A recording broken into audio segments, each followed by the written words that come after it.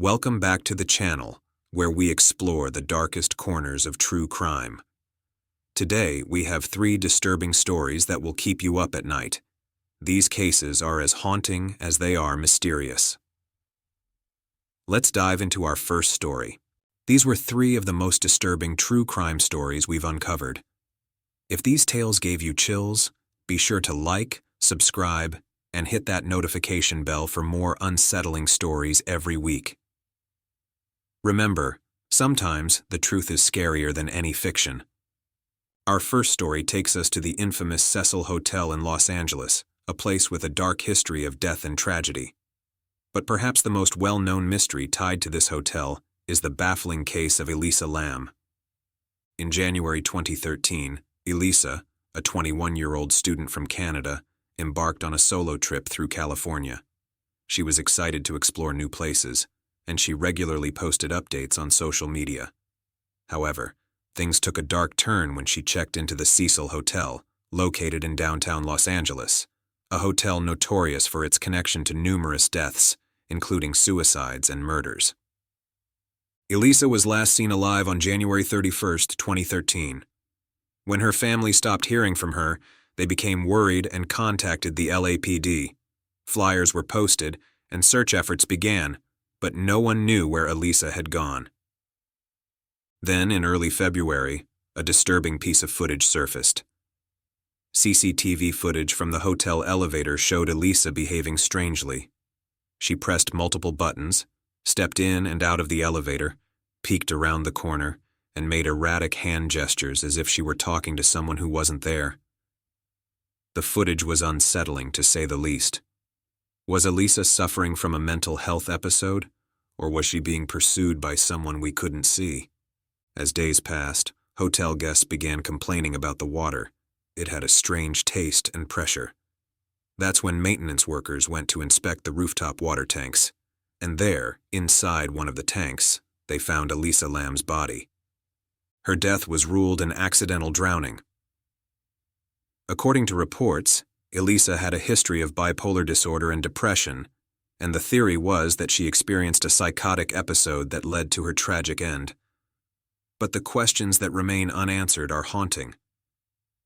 How did Elisa access the water tank, which was secured and difficult to reach? Why did the elevator doors fail to close during her erratic behavior?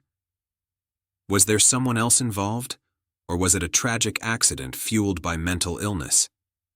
The mystery of Elisa Lam's death continues to captivate people around the world, and it adds to the dark legacy of the Cecil Hotel. Now we travel back to 1922 in rural Germany, to a small farm known as Hinterkaifeck, where one of the most gruesome and baffling unsolved murders in history took place.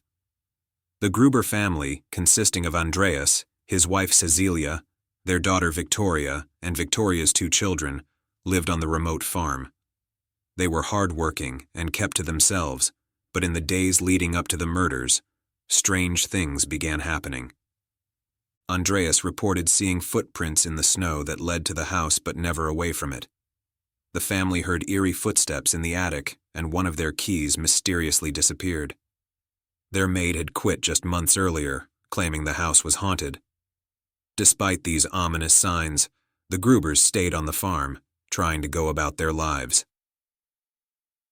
On the night of March 31, 1922, something horrific occurred. An unknown assailant lured each family member into the barn and killed them one by one with a mattock, a farming tool similar to a pickaxe. Even Victoria's 2-year-old son Joseph was not spared. After slaughtering the family, the killer didn't flee. Instead, they stayed on the farm for days, eating the family's food, feeding their animals, and even making fires in the hearth. The bodies were discovered days later, stacked on top of each other in the barn, covered with hay.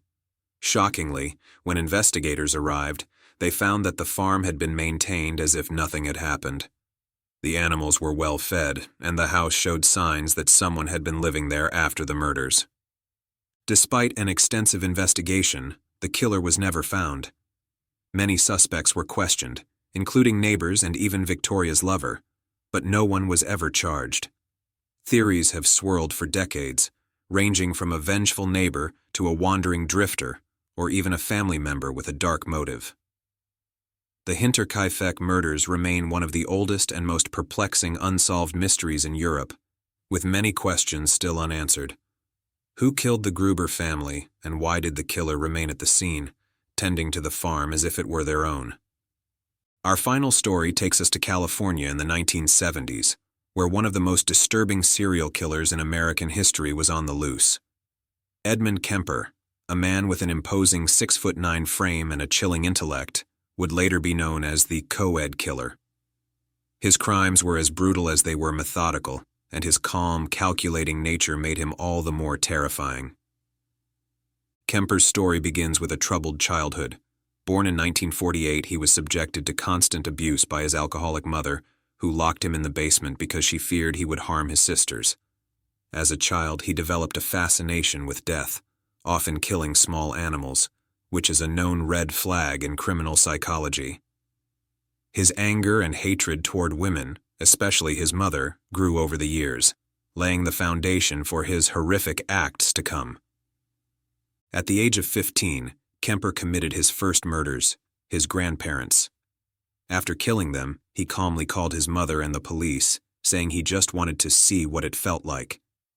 He was sent to a mental institution where doctors diagnosed him as a paranoid schizophrenic, though many questioned this diagnosis. Despite this, Kemper was released at the age of 21, deemed no longer a threat. But he was far from cured.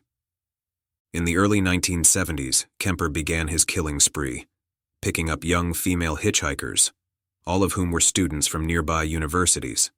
He would gain their trust with his friendly demeanor and high IQ, only to murder them in cold blood. After killing his victims, he would often decapitate them, engage in necrophilia, and dismember their bodies. His acts were beyond comprehension, and yet he continued to elude the authorities. Kemper's killing spree culminated in the murder of his own mother. In 1973, after years of festering resentment, he killed her in her sleep, decapitated her, and used her head as a dartboard. He later said that this was the final act he had been waiting for, and without her in his life, he had no more desire to kill. After this final murder, Kemper turned himself in to the police. When asked why he confessed, he said, "I wanted to stop the killing. It was a waste of time. I just didn't enjoy it anymore."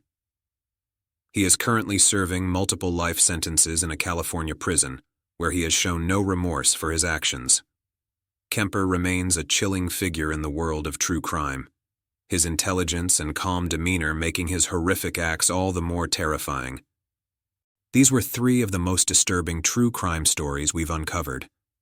If these tales gave you chills, be sure to like, subscribe, and hit that notification bell for more unsettling stories every week.